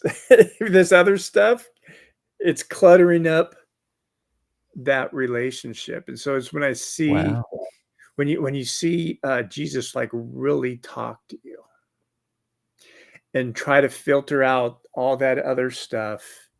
And that's what I find in the Gospels. That's why when you mentioned that, I was like, oh, I must be doing the right thing. Peter's doing it. So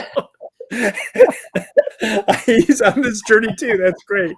But you've left. So oh, thanks. My daughter just brought me some tissues. No, that's nice. Thanks, Mel. Hi, Mel. She says hi.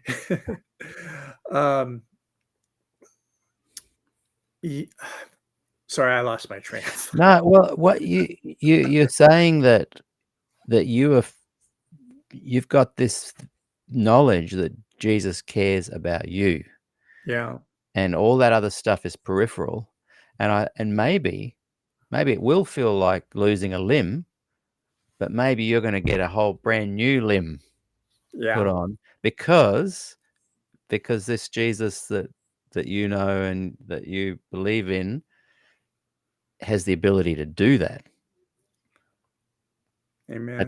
That's the great claim, isn't it? That you have a life anew. The old body is done away with, and you could be embarking on something very special and very new. Yeah, and it's exciting and scary at the same time. Yeah, yeah, Because it's like it's the starting a new journey that you haven't been on before. You know, and not that new journey like, well, I'm gonna find a new Jesus. No, that's not the thing. It's like it's the same Jesus. I have more light that he gave me. yeah, yeah, yeah. And I think too, being a musician, someone earlier said, I think George said, "Can you play us a tune?" I don't know if you've got a non-copyrightable classical piece and a nylon string guitar that you could whip out and play us a little 1-minute tune. But I, I wish I could. I'm having I have an injury on my pinky. It's yeah, I thought about that. I tried to play a little bit before this session. Go, yeah. maybe people might want me to play something. I tried, and I was just like, Maybe that. you can. Maybe I can share the link of you playing that. I watched this morning a beautiful piece that you played on. It only goes for about a minute. But There's a piece on my YouTube channel, which I think is David Schramm guitars. But I think on the I posted it's probably from 10 years ago, playing face to face. If you look up Dave Schramm oh, face to face, you'll yeah. see me playing. Yeah, I was actually going to try and play that I tonight, saw a but photo of that, but I didn't know there's an actual video as well. I'll definitely yeah, look that up. there's a video, and I'm actually testing one of the guitars I had built, and so Right. I'm testing. It was one of my customers' guitars. I'm testing it out, playing that. I used to play at the often at the SoCal camp meetings, do Right. music and stuff Yeah. there a few times, and playing Christian hymns and stuff on classical guitar. So That'd be beautiful to hear some of that. And I think what I was going to say is that musicians have people that love Adventist musicians that have played a lot of secular music have another community that we kind of associate with, and that makes leaving less painful as well. And a lot of people say to me, "Oh, you're still an Adventist," even my wife says, "Why are you still involved if you've left? Does this mean something?"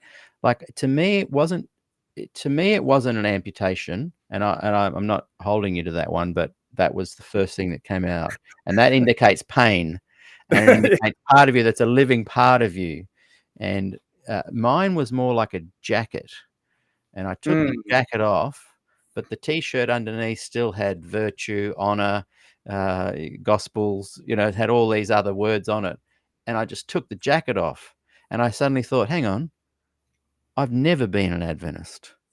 I was born into it, different to you, in that you chose it. Um, but I suddenly felt like, oh, I've never been an Adventist.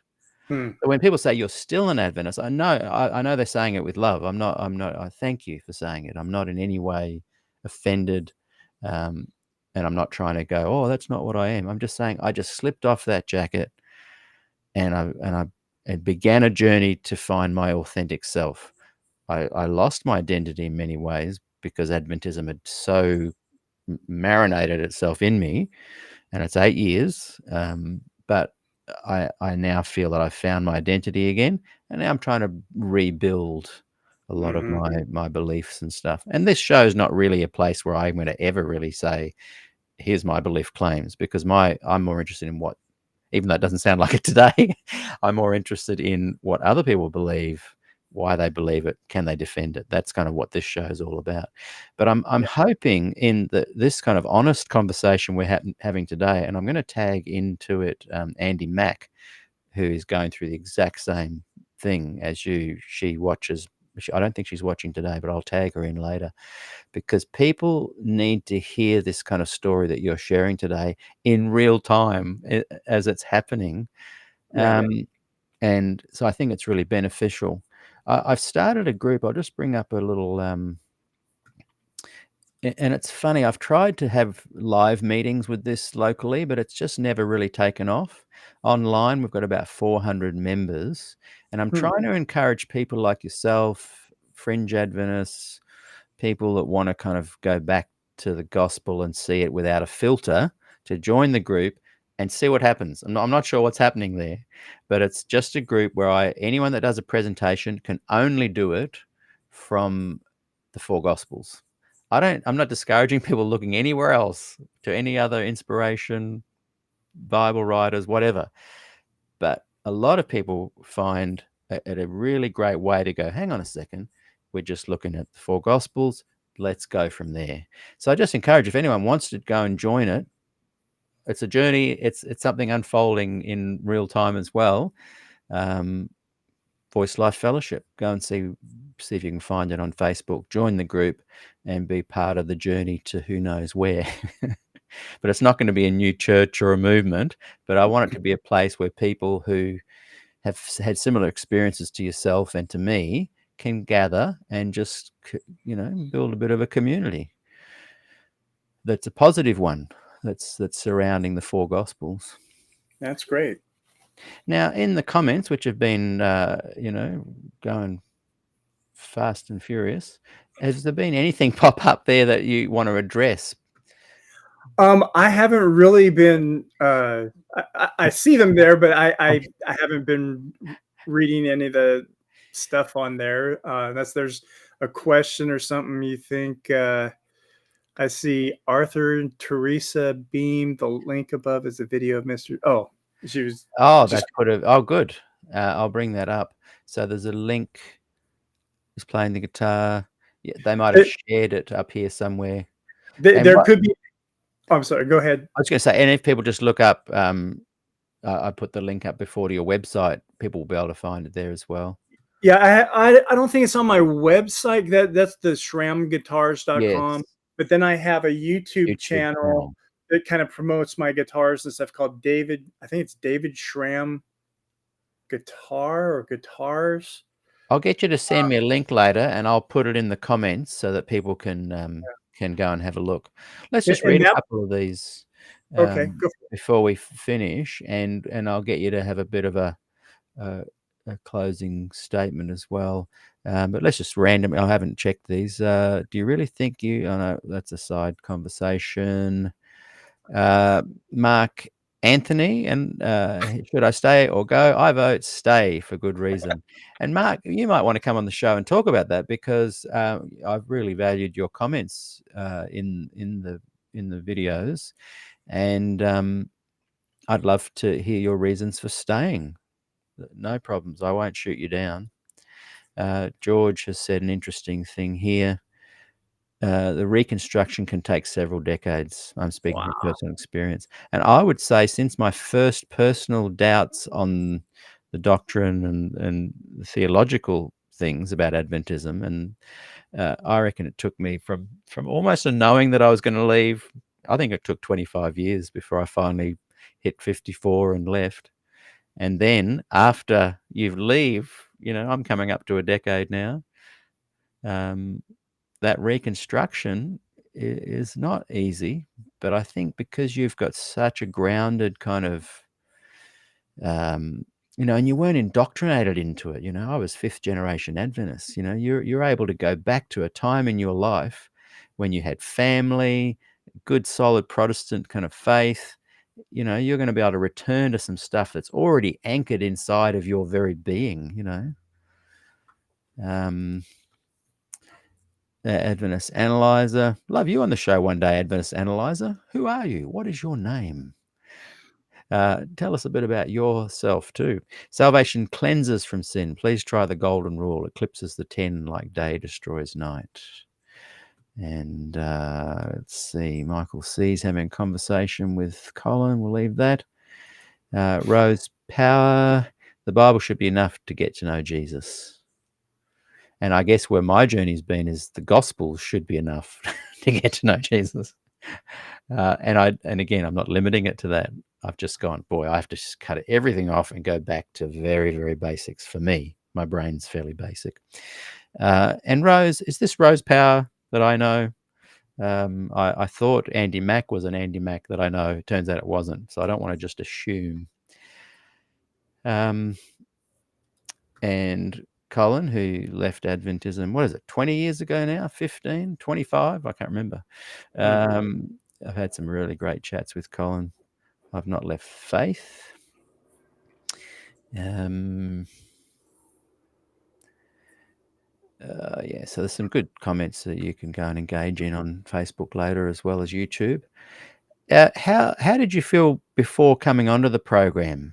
I know we were both looking forward to it, but was there any apprehension? No, not at all. I was very excited to do it. It just, I guess I made a post on or a comment in the Facebook group, and somehow I got the invitation. I was just like, man, this is, I really felt led to your channel and the positive atmosphere you had with Adventists. Yeah, because there's others I've gone to. It's like, man, I can't really talk about Adventism there because people say, "Oh, you're Adventist, you're in a cult, you're this or that." It's yeah. I'm so used to seeing stuff like that, but it's kind of like it is hurtful because they think the Jesus I believe in as an Adventist is a different Jesus, and at least for me, the type of Adventist that I am, it's the same Jesus I had when I was in a Lutheran church. It's the same Jesus when I was at John MacArthur's church. It's the same Jesus in the Adventist church. God has me at this point in the Adventist church for a reason. I may not understand it, but the journey I'm on is because that's what He's led me on. And people have been hearing me talking. You see that I'm not an Ellen White Adventist.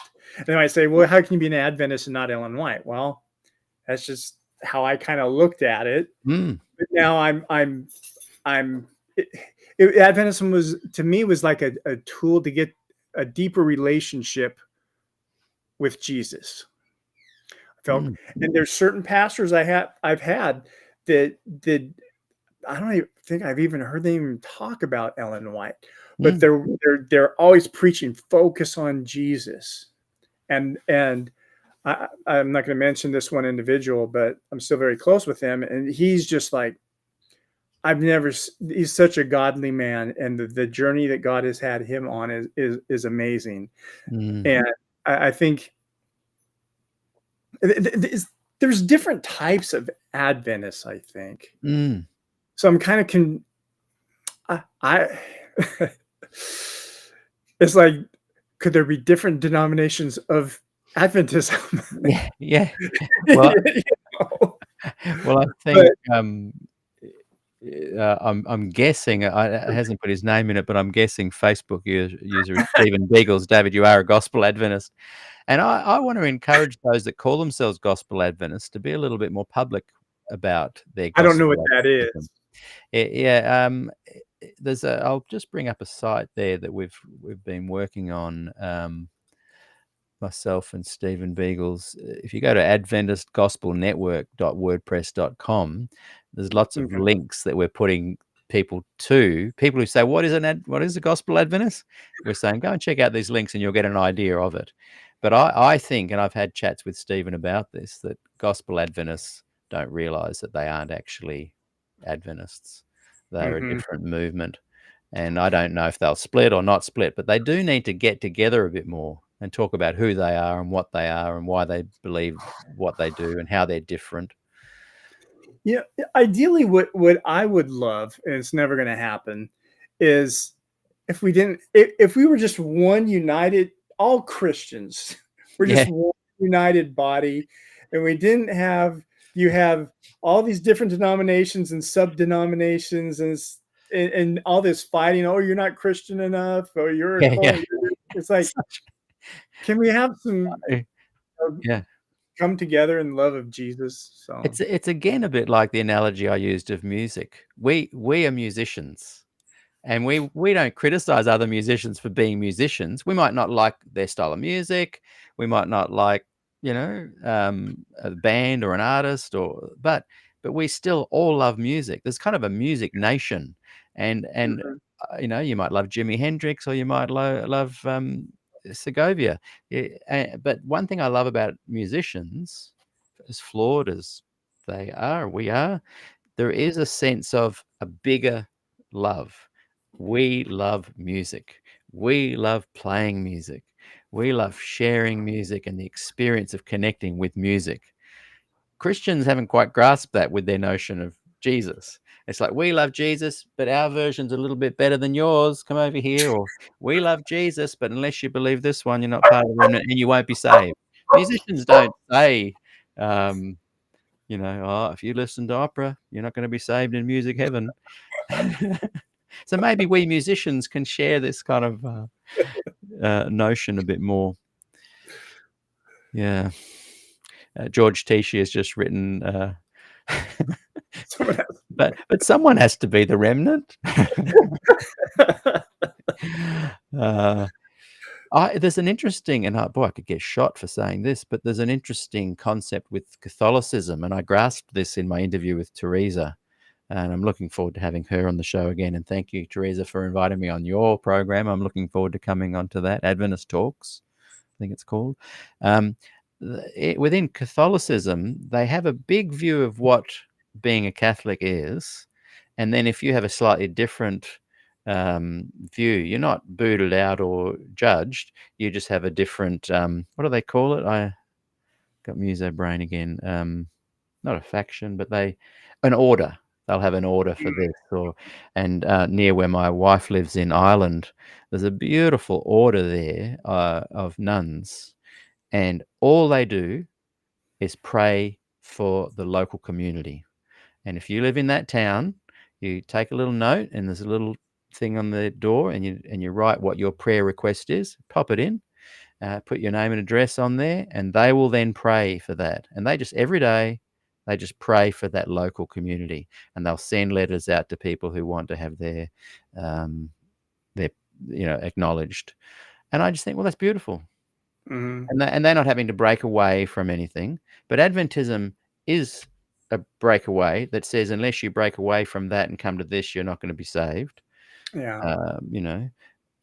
So, yeah, I think what you're saying about this kind of big picture idea of what Christianity could be is a good thing to hope for. Like you said, it probably won't happen, but No.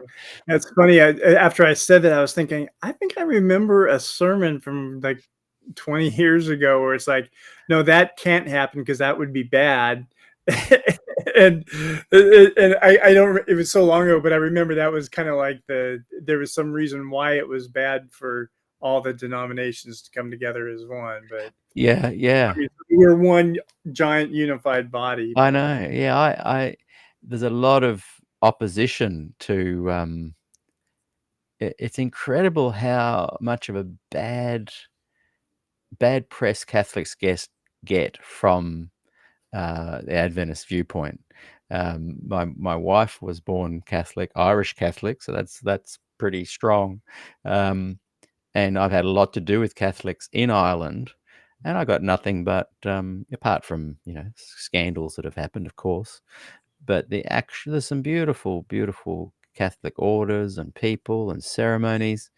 And imagine if there was a way to kind of, this is where I'd get shot. Imagine if there was a way to heal all of those breaks and allow people to choose their order. And thank you, Teresa, for reminding me of that. But to come under the bigger umbrella. But people, like, if an Adventist said, hey, why don't we reunite and allow Catholics and Adventists to get on with cohesion and Mhm. common ground, they'd be shot. They'd be excommunicated from Adventism. Why? Someone's just said, yeah, this is a good point. I wish I knew who this was. Elitism in Christianity condemns and excludes others. What, in your experience, why do you think that people love and Christians? Jesus is so clear on not excluding others. Why do the very people that the movement he founded, go against his core tenets, beliefs? Why is that? That's a good question. I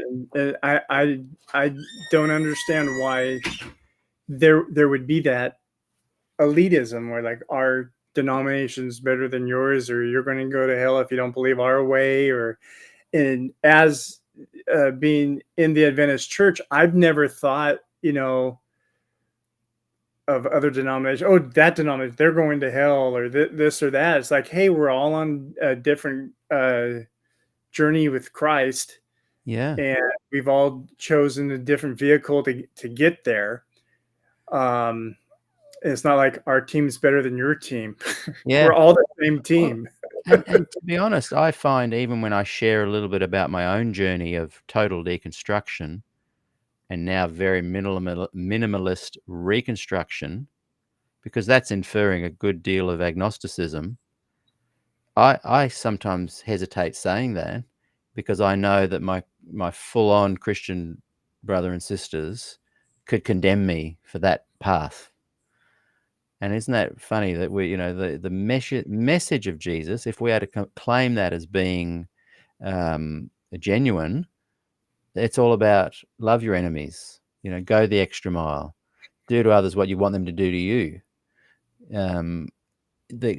The core beliefs that I've found in the gospel, the parables, the teachings, condemn people who would condemn me for my journey the way I'm doing it. Yeah. And yet they come from a higher moral, pious ground, And I think, well, how dare someone tries to shame my journey just because it doesn't look like their journey? And I think you see that in all denominations. Is what it's not like, oh, that's how the Adventists are, and I know that's not what you're saying, but all denominations do. There's always a clique in the denomination that feels that way. I know. I sometimes, I found my journey into the four Gospels profound, because I've fully established an understanding of what Jesus was teaching his flock. And it almost is the exact opposite of what most Christian denominations claim is their Jesus. Rick, who also wrote earlier, he'd love to chat with you about music. He used to make guitars as well. Rick Dingman, if we could understand the value, so you might want to chat with him about music later as well. If we could understand the value God has placed on one sinner, just one, we would treat people with the utmost love and respect. Yeah. And Rose Power, sounds like you got a parrot in the background there. It's our door's got squeaks. My kids were leaving. my recording studio I had years ago, the door did that, and at the beginning of every take, you'd hear the door open and close exactly the same. And I never fixed it because it became a really good cue point. Good sound effect. Yeah. Rose has written, I've discovered there are Christians who are more Christian than I experienced when I lived in an Adventist community. Well, we're going to start wrapping it up, and I apologize. I hope I haven't dominated the conversation, but I've really valued the authenticity that you've brought to the table today, and just seeing if there's anything else here. And George has said, and thanks for this, George. Agnosticism is a great tool, Peter. I became one many years ago. It indicates that you're questioning and you want to rebuild whatever it is that your belief system is from a really authentic basis. Mm-hmm. I really welcome everyone's comments today. There's just been so many. Shady has written, and Shady Vista, you said something really great earlier that I wanted to bring onto the screen, but it popped off the top. Are you an agnostic theist or agnostic atheist? That's a very good question. And what is perhaps I'm not claiming to be an agnostic. I'm just saying that in my early days of leaving the church, I wouldn't even say I sought truth or that I tried to discover either way agnostic theism or agnostic atheism. I just deconstructed everything, and that was quite turbulent. So I by saying I became agnostic is a belief claim which I'm not making. I discovered many ways to just go back to ground zero, brain, coffee, nice view, love my kids, stuff that I knew around me that I could connect with, look and grow potatoes, provide, get some sunshine. I just went right back to that. What is my existence as a human? So yeah, using labels I find hard on myself because it then anchors me into, so what are you? Which kind of agnostic? So let's just say I totally deconstructed, and then I thought, what have been the things that happened in my life that were meaningful? One of them was the four Gospels, and I love the teachings of Jesus. How can I re-explore that? So I then have begun this kind of Voice Life Fellowship process where we just look at the four Gospels. And there's people in that group that go off and look at all sorts of things. They go, and there's one guy that does talks on Paul and another one on Daniel, but they do it outside of the Voice Life Fellowship, even though there are links to it from there. I don't know if that answers your question, Shady Vista. I'm wanting to be as honest and authentic as possible. And so I'd just say complete deconstruction. I even started a YouTube channel that no one even noticed, where I was interviewing lots of people that were agnostic atheists and were agnostic theists, and people that were really thinking outside the box and he had deconstructed their lives. And I interviewed a couple of famous people in those arenas. Dan Barker was one, who had been on Oprah. And yeah, so I guess I'm trying to rebuild to a point where I can probably answer those questions more accurately. And yeah, again, thank you everyone for these comments. So David, you didn't enter this conversation with fear and trepidation. Have you felt that you've been able to kind of get across this concept of the questions you're asking, should I stay or should I go? Has it been valuable to kind of air your thoughts publicly? Yeah, it was good for me to kind of get this off my chest, and hopefully, if there's others that are in the Adventist church that feel the same way, maybe I'm sure there are others.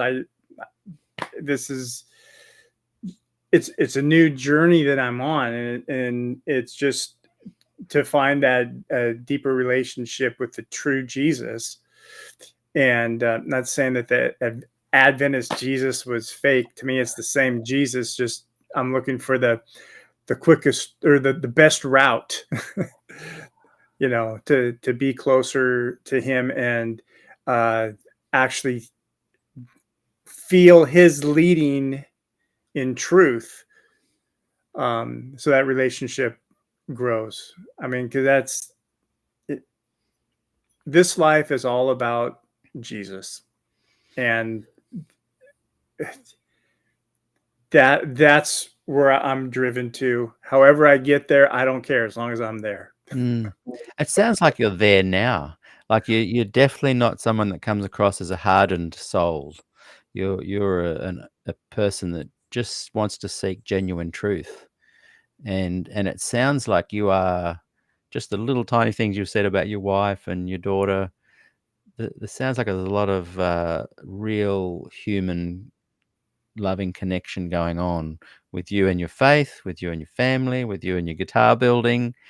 It sounds like you found a nice place in your life's journey where you're already experiencing a lot of genuine love and connection. Yeah. Do you have other family that would hope that you would never leave the Adventist church? Are they in your ear at all around the place, or? No, we're the my family, my wife and two kids. We are the only Adventist Shrams. I mean, in our family unit Yeah. that I know of. And if we all seek Jesus and Jesus and truth. That's really what it is. Whatever the route is to take to get there better Mm. is and in truth is the way we all want to go. So it's Yeah, and it sounds like they're on board with you being an authentic person as well, which I yeah. think is great. I kind of imagine that if your father was still alive, that whatever decision you make, he would be like my dad, where he'd come and he'd put his hand on your shoulder and say, "Son, you've done the right thing." Yeah, And he was supportive either way. It's like, when I went from being Lutheran to telling him, "Hey, Dad, I'm baptized in the Adventist church."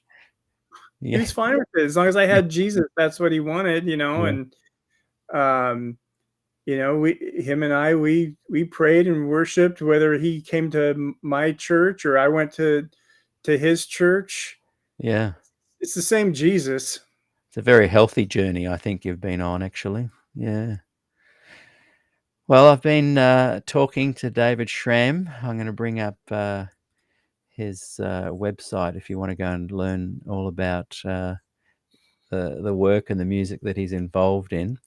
And you can go to schrammguitars.com there. And David was mentioning that he's got a YouTube channel as well. And I think if you just type in, that's what I did this morning. I just typed in David Schramm music, and up came several clips on YouTube. So I think you're easy to find there. And I've really enjoyed our conversation. Wouldn't it be great to have a follow up in 3 months and just see Yes, how things are going? Let's do that. Um, absolutely. yeah. And before we say goodbye, I just want to give a little bit of a plug to my hope, and it looks like it's 95% going to happen. I'm coming over to the former Adventist convention there in LA, February, I think 16, 17, 18. And I'm just needing a few little extra coffee donations. There's been a wonderful donation that is definitely covering airfares, and I think they're going to put me up and drive me to and from the airport. And I'm letting people know about this for two reasons. One, if you would scan that QR code and make a donation to help make this dream a reality, where I get to come and chat with former Adventists at their convention. I'm excited about that. I really hope we can pull it off. I'll be, what would you call it, putting the hammer down, pulling the trigger on it later today for sure. I'll be able to let people know next week. So yeah, if you'd like to scan that QR code, or you can also go, there's a QR code in the top corner.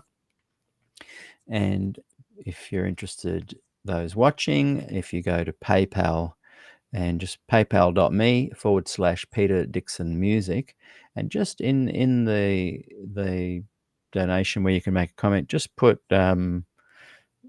LA convention or something like that, so I can make sure that I earmark all the money that comes in for that. And I've raised a couple of $100 US, which is fantastic.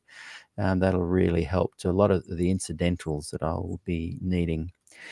So yeah, and the second reason I wanted to bring that up is because a lot of you might live in that kind of area, somewhere near Loma Linda. I think it's going to be at Loma Linda, which is interesting. And Georgia said, "What is the a couple of people said the weather's going to be cold. Yeah, I'll bring a jacket. The opposite of here. What's the convention about? I'm still finding out, George, the exact details of this, but I'm pretty sure it's associated with Former Adventist Fellowship and their annual convention. So if you guys live near there, come and say hi. I'd love to meet some of you. So that was the second reason I wanted to plug that, is that if it does happen and you live not too far from Loma Linda, I'd love to catch up with you guys. I'll be going to the meetings and whatnot, but there'll be lunch and dinner and times that we could catch up. I would love it to meet some of you guys that watch the program. Well, thanks again, David, for this incredible conversation. I don't want it to end. I want to keep talking, but we will get you back. What is it now? Let's aim for maybe April or May, and we'll just have another chat, and we'll talk about, and there's, Sounds good. we started, there's no pressure for people. I just love that you're using your own mind. Your feet are grounded, you're enjoying life. You got lots of good things going for you.